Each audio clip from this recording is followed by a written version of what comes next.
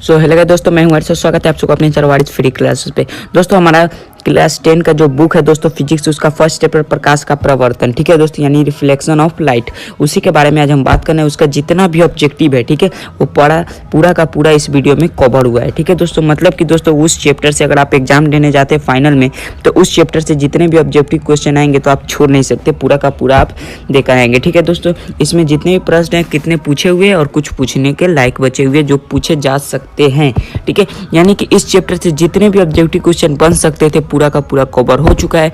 तो चलिए इस वीडियो को स्टार्ट करते हैं। बात करें ऑब्जेक्टिव की तो पूरा देख सकते हैं यहाँ पे 58 ऑब्जेक्टिव है, यानी 58 ऑब्जेक्टिव है, ठीक है। और पूरा का पूरा VBI है दोस्तों। और हाँ दोस्तों, वीडियो को लाइक और चैनल को सब्सक्राइब कर लीजिए ताकि हम नेक्स्ट चैप्टर जो है दोस्तों क्या है, प्रकाश का अपवर्तन, उसका भी ऑब्जेक्टिव क्वेश्चन हम ला सके, ठीक है। तो चलिए शुरू करते हैं, ठीक है। तो हमारा सबसे पहला प्रश्न है, बोलिए दर्पण के परावर्तक पृष्ठ की वृत्ताकार सीमा रेखा का व्यास क्या कहलाता है। तो इसका आंसर हो जाएगा दोस्तों गोलीय दर्पण का द्वारक, ठीक है। इसका हो जाएगा गोलीय दर्पण का द्वारक D। नेक्स्ट क्वेश्चन देखिए दोस्तों, दंत विशेषज्ञ किस दर्पण का उपयोग मरीजों के दांतों को बड़ा प्रतिबिंब देखने के लिए करता है, ठीक है। तो इसका आंसर हो जाएगा दोस्तों अवतल दर्पण, ठीक है, क्योंकि अवतल दर्पण ही ना है जिससे किसी भी चीज़ का प्रतिबिंब बड़ा देखने के लिए यूज किया जा सकता है, ठीक है। अब नेक्स्ट क्वेश्चन आइए। नेक्स्ट क्वेश्चन क्या कर रहा है, ध्यान से देखिए। यदि किसी बिंब का प्रतिबिंब, यानी यदि किसी वस्तु का प्रतिबिंब का आवर्धन ऋणात्मक है तो उस प्रतिबिंब की प्रकृति क्या होगी। तो ऋणात्मक है यानी कि वो क्या होगा, वास्तविक होगा, और वास्तविक है तो क्या होगा, उल्टा होगा। इसका आंसर हो जाएगा A, वास्तविक और उल्टा। नेक्स्ट क्वेश्चन है ये, निम्नलिखित में कौन उत्तल दर्पण की फोकस दूरी है जिसकी वक्रता त्रिज्या 32 सेंटीमीटर है। ऐसा क्वेश्चन आप इजी से बना सकते हैं, ठीक है। सबसे पहले R बराबर 2F, R कितना दिया है, यानी R वक्रता त्रिज्या है, और F जो है दोस्तों फोकस दूरी। R तो दिया हुआ है, यानी R की जगह है 32 बराबर 2F, यानी 32/2 बराबर F। तो 2 से 32 काटेंगे हम तो 16 आ जाएगा, यानी F हमारा 16 आ जाएगा, ठीक है। अब यहाँ पे 16 गाइस 16 तो आंसर आ गया, लेकिन कितने लोगों का कन्फ्यूजन ये होता है कि +16 होगा या फिर -16।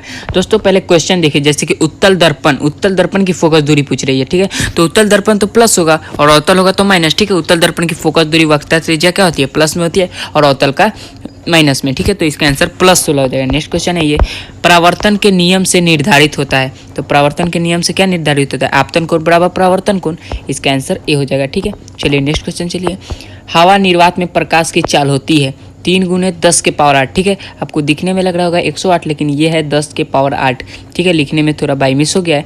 तो हवा निर्वात में प्रकाश की चाल क्या होती है, तो इसका आंसर हो जाएगा A, 3 × 10 के पावर 8 मीटर पर सेकेंड, ठीक है। और किलोमीटर पर सेकेंड रहे तो 10 के पावर 5 रहे तब मारिएगा, ठीक है। 8 रहे तो मीटर पर सेकेंड। नेक्स्ट क्वेश्चन है, प्रकाश तरंग उदाहरण है किसका। तो प्रकाश तरंग उदाहरण है विद्युत चुंबकीय तरंग का, ठीक है। तो इसका आंसर हो जाएगा B। नेक्स्ट क्वेश्चन है, प्रकाश के परावर्तन के कितने नियम है। तो प्रकाश के परावर्तन के 2 नियम है, तो इसका आंसर हो जाएगा B, ठीक है। अब नेक्स्ट क्वेश्चन है ये, किस दर्पण में बड़ा प्रतिबिंब बनता है, ठीक है। तो बड़ा प्रतिबिंब किस में बनता है, अवतल में। इसका भी आंसर हो जाएगा B। अब नेक्स्ट क्वेश्चन है, गोलीय दर्पण में फोकसांतर एवं वक्रता त्रिज्या के बीच संबंध है, ठीक है। गोलीय दर्पण में फोकसांतर यानी F, ठीक है, और वक्रता त्रिज्या यानी R में क्या संबंध है। तो हम लोग सब जानते हैं R बराबर 2F या फिर F बराबर R/2। तो R बराबर 2F कहाँ है, तो D में R बराबर 2F, ठीक है, या फिर F2 वही होता है। इसका आंसर हो जाएगा D। नेक्स्ट क्वेश्चन है ये, सर्च लाइट का परावर्तक सतह होता है। तो सर्च लाइट का परावर्तक सतह होता है अवतल, ठीक है। इसका आंसर हो जाएगा B। अब नेक्स्ट क्वेश्चन है, दाढ़ी बनाने में कौन सा दर्पण उपयुक्त होता है। तो इसका भी आंसर हो जाएगा अवतल C, ठीक है। अब ये दर्पण सूत्र है, तो दर्पण सूत्र क्या है, 1V + 1U बराबर 1F, ठीक है। तो इसका आंसर हो जाएगा D। अब देखिए नेक्स्ट क्वेश्चन, किस दर्पण में केवल आभासी प्रतिबिंब बनता है। केवल आभासी प्रतिबिंब है, यानी केवल काल्पनिक प्रतिबिंब। तो किस में बनता है, तो समतल तथा उत्तल में। तो इसका आंसर हो जाएगा D। अब नेक्स्ट क्वेश्चन है ये, समतल दर्पण में प्रतिबिंब की प्रकृति क्या होती है। तो समतल दर्पण में प्रतिबिंब की प्रकृति होती है आभासी तथा बराबर, ठीक है। तो इसका आंसर हो जाएगा D। अब देखिए नेक्स्ट क्वेश्चन, गोलीय दर्पण की फोकसांतर उसकी वक्रता त्रिज्या की, ठीक है। अब यहाँ पे कितने लोग कन्फ्यूजन करते हैं कि आधी होगी या फिर दुगुनी। देख लीजिए दोस्तों, पहले बताओ फोकस दूरी हो पहले तो आप आधी मारिएगा, और पहले वक्रता त्रिज्या हो तो दुगुनी मारिएगा, ठीक है। तो फोकस दूरी उसकी वक्रता त्रिज्या क्या है, तो आधी है। तो इसका आंसर हो जाएगा A। अब देखिए नेक्स्ट क्वेश्चन, किसी वस्तु का आवर्तित काल्पनिक प्रतिबिंब बनता है, ठीक है दोस्तों। तो इसका आंसर हो जाएगा A, अवतल दर्पण। नेक्स्ट क्वेश्चन दोस्तों, ईंट है, तो ईंट क्या है, अपारदर्शी पदार्थ, ठीक है। तो इसका आंसर हो जाएगा B। नेक्स्ट क्वेश्चन है ये, हमारी आंखें जो देख सकती है वे वस्तुएं होती है, तो इसका आंसर हो जाएगा दीप्ति या प्रदीप्त। ठीक है, तो इसका आंसर हो जाएगा सी। अब नेक्स्ट क्वेश्चन है, एक मनुष्य समतल दर्पण की ओर 3 मीटर पर सेकंड की चाल से आ रहा है, तो मनुष्य को दर्पण में अपना प्रतिबिंब किस चाल से आता हुआ प्रतीत होगा। ठीक है, तो 3 मीटर पर सेकंड की चाल से आ रहा है तो प्रतिबिंब क्या होगा, उसकी दुगुना बनेगी समतल दर्पण में, तो 6 मीटर पर सेकंड। इसका आंसर हो जाएगा सी। अब नेक्स्ट क्वेश्चन है, ये संयुग्मी फोकस संभव है केवल। ठीक है, संयुग्मी फोकस संभव किसमें है, तो इसका आंसर हो जाएगा बी, अवतल दर्पण में। ठीक है, अब नेक्स्ट क्वेश्चन है, ये एक उत्तल दर्पण की फोकस दूरी 20 सेंटीमीटर है। ठीक है, एक उत्तल दर्पण की फोकस दूरी 20 सेंटीमीटर है, तो उसकी वक्रता त्रिज्या होगी। ठीक है, तो इसकी वक्रता त्रिज्या क्या होगी, 40 सेंटीमीटर, क्योंकि r बराबर 2f। ठीक है, तो f बराबर 20, तो r बराबर 2 गुने 20, तो 40 हो जाएगा। ठीक है, अब नेक्स्ट क्वेश्चन है ये। ठीक है, एक सेकेंड, हाँ, यदि किसी वस्तु को एक दर्पण के सामने निकट रखने पर प्रतिबिंब सीधा बने किंतु दूर रखने पर उल्टा प्रतिबिंब बने तो वह दर्पण होगा। ठीक है, तो इसका आंसर क्या हो जाएगा, वह दर्पण कौन सा होगा, वो दर्पण होगा अवतल दर्पण। ठीक है, नेक्स्ट क्वेश्चन है ये, किसी दर्पण के सामने आप चाहें जितनी दूरी पर खड़े हो आपका प्रतिबिंब सीधा ही बनता है, संभवत दर्पण है, तो वह दर्पण कौन सा है, तो वह दर्पण है समतल या उत्तल। ठीक है दोस्तों, समतल या उत्तल हो सकता है। अब नेक्स्ट क्वेश्चन है ये, यदि किसी वस्तु को एक दर्पण के सम्मुख किसी भी दूरी पर रखने पर उस वस्तु का प्रतिबिंब सदैव सीधा और छोटा बनता है तो वो दर्पण होगा, तो वो दर्पण कौन सा होगा, वो दर्पण होगा उत्तल। ठीक है, नेक्स्ट क्वेश्चन है ये, उत्तल दर्पण से बने प्रतिबिंब सदैव बनता है, तो उत्तल दर्पण से प्रतिबिंब सदैव क्या बनता है, ध्रुव तथा फोकस के बीच। ठीक है, तो इसका आंसर सी हो जाएगा। नेक्स्ट क्वेश्चन है ये, किसी वस्तु को हम तभी देख पाते हैं जब वह वस्तु प्रकाश को क्या करता है, प्रकाश को क्या करता है, परावर्तित करता है। ठीक है, तो इसका आंसर हो जाएगा बी। अब देखिए नेक्स्ट क्वेश्चन क्या है दोस्तों, किस दर्पण में वास्तविक प्रतिबिंब नहीं बन सकता। ठीक है, तो समतल दर्पण में वास्तविक प्रतिबिंब कभी नहीं बन सकता। ठीक है, तो इसका आंसर हो जाएगा ए। नेक्स्ट क्वेश्चन है ये, अवतल दर्पण के फोकस से चलती किरणें परावर्तन के बाद क्या होती है, तो प्रतान अक्ष के समानांतर हो जाती है। ठीक है, तो इसका आंसर हो जाएगा दोस्तों ए। अब नेक्स्ट क्वेश्चन है ये, नेक्स्ट क्वेश्चन क्या है, क्या समतल दर्पण में बने प्रतिबिंब को पर्दे पर उतारा जा सकता है, जी नहीं, इसका आंसर हो जाएगा बी। ठीक है, नहीं।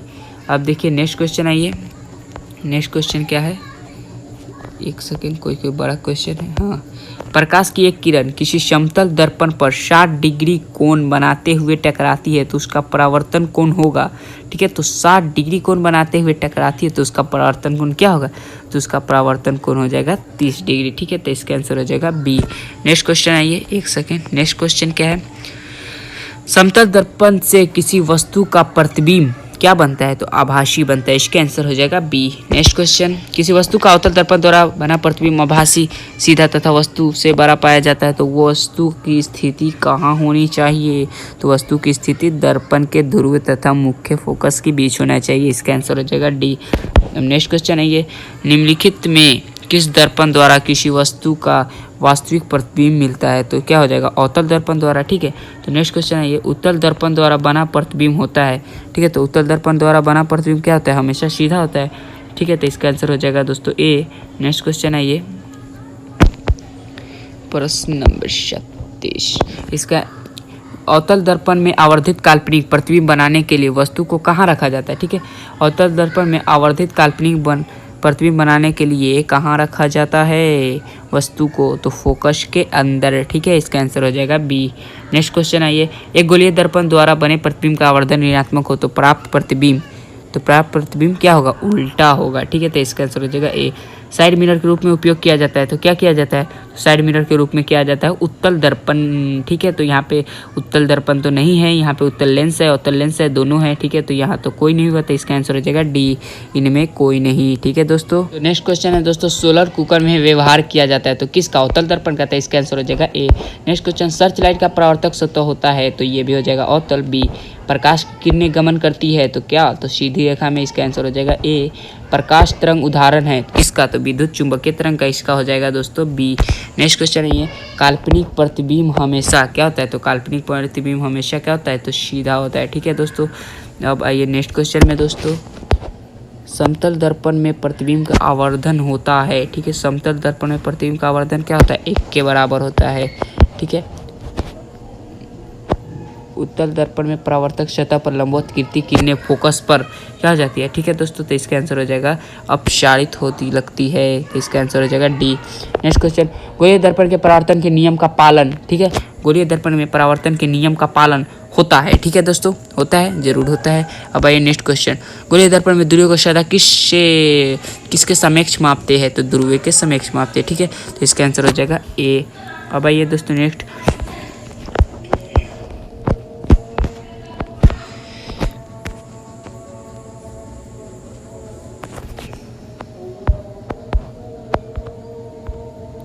तो नेक्स्ट क्वेश्चन क्या है दोस्तों, अनंत पर स्थित किसी बीम का प्रतिबिंब अवतल दर्पण के फोकस पर बनता है तो उसका आवर्धन क्या होगा, तो उसका आवर्धन हो जाएगा 0, m बराबर 0। मोटर गाड़ी के चालक के सामने लगा रहता है, तो मोटर गाड़ी के चालक के सामने लगाता है उत्तल दर्पण, ठीक है दोस्तों। नेक्स्ट क्वेश्चन है ये, किसी अवतल दर्पण द्वारा आभासी काल्पनिक तथा आवर्धित प्रतिबिंब बनता है जब वस्तु की स्थिति कहाँ होती है, जब वस्तु की स्थिति दर्पण और ध्रुव और फोकस उसके फोकस के बीच होता है, इसका आंसर हो जाएगा डी। नेक्स्ट क्वेश्चन है, अवतल दर्पण में वस्तु की स्थिति फोकस और ध्रुव के बीच हो तो प्राप्त प्रतिबिंब होगा आभासी काल्पनिक और परा, यानी इसका आंसर हो जाएगा सी। अवतल दर्पण की फोकस दूरी उसकी वक्रता त्रिज्या की क्या होती है, तो अवतल दर्पण की फोकस दूरी इसकी वक्रता त्रिज्या की आधी होती है, ठीक है। नेक्स्ट क्वेश्चन है ये, कहाँ पर स्थित होने से वस्तु का प्रतिबिंब अवतल दर्पण के फोकस पर बनता है, तो अनंत पर, ठीक है, इसका आंसर डी हो जाएगा। निम्नलिखित में किसके द्वारा एक बिंदु स्रोत से समांतर किरण पुंज मिल सकती है या फिर मिल सकता है, तो इसका आंसर हो जाएगा दोस्तों अवतल दर्पण से, ठीक है, ए। नेक्स्ट क्वेश्चन, वस्तु से छोटा और आभासी प्रतिबिंब इनमें किस दर्पण से प्राप्त होगा, तो इसका आंसर हो जाएगा उत्तल दर्पण से, ठीक है, डी। नेक्स्ट क्वेश्चन, निम्नलिखित में किस दर्पण द्वारा किसी वस्तु का आभासी प्रतिबिंब प्राप्त किया जा सकता है, तो इसका आंसर हो जाएगा इसका आंसर हो जाएगा तीनों में, ठीक है, इसमें तो तीनों में प्राप्त किया जाए, इसलिए इसका आंसर डी हो जाएगा, तीनों प्रकार के दर्पण में। हमारा नेक्स्ट क्वेश्चन है एंड लास्ट क्वेश्चन, परावर्तन का कोण होता है, तो परावर्तन का कोण क्या होता है, तो परावर्तन का कोण होता है दोस्तों परावर्तित किरण और दर्पण की सतह पर खींचे गए अभिलंब के बीच का कोण, यानी कि आंसर नंबर डी, ठीक है। तो दोस्तों उम्मीद करता है वीडियो को पसंद आई तो वीडियो लाइक और चैनल को सब्सक्राइब कर दीजिए। हम मिलते हैं नेक्स्ट वीडियो में, तब तक के लिए बाय, जय हिंद, जय भारत।